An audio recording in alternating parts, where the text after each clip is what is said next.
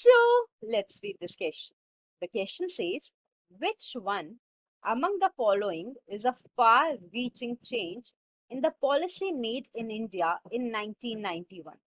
तो क्वेश्चन हमसे पूछ रहा है कि दिए गए ऑप्शंस में से जो पॉलिसी थी इंडिया की 1991 में उसके फार रीचिंग चेंजेस देखने को कहाँ पे मिले थे, कौन से स्टेप से मिले थे.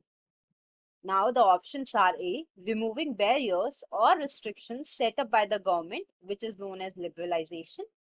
B, put barriers to foreign trade and foreign investment. Option number C is restrictions set by the government to protect the producers within the country from foreign competition.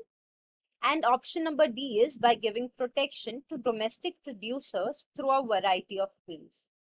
Now coming to the key concept of the question, we are going to talk about 1991 में जो economic reforms India में आए थे उसके बारे में, जो इस assumption पे आए थे कि जो मार्केट की फोर्सेस हैं that would steer the economy of the country on the path of growth and development.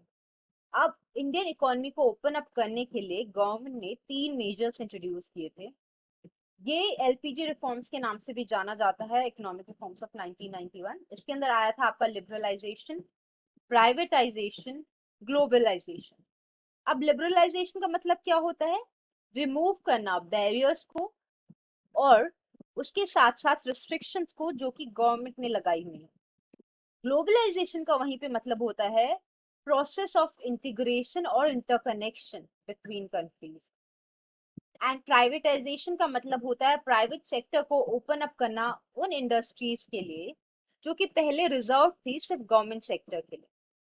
Therefore, on the basis of what we have learned today, हम बोल सकते हैं कि 1991 में जो पॉलिसी आई थी जिसके फार रीचिंग चेंजेस थे वो थी दिए गए ऑप्शंस में से ऑप्शन नंबर ए. क्योंकि अगर हम ऑप्शन पे वापस जाए तो हम देखेंगे कि 1991 में बैरियर्स और रिस्ट्रिक्शंस रिमूव की गई थी, जो कि गवर्नमेंट ने ऑलरेडी बैरियर्स और रिस्ट्रिक्शन लगाई गई हैं उनको रिमूव करा गया था और इस प्रोसेस को लिबरलाइजेशन बोला गया था. बट उन्होंने foreign trade and foreign investment पे बैरियर्स लगाए नहीं थे. उनका मोटिव ही ये था कि इंडियन इकोनॉमी को ओपन अप करना है. Therefore, the final answer to the question is option number A, which is removing barriers or restrictions set up by the government, which is known as liberalization. Hope you understood it well. Best of luck. Thank you so much.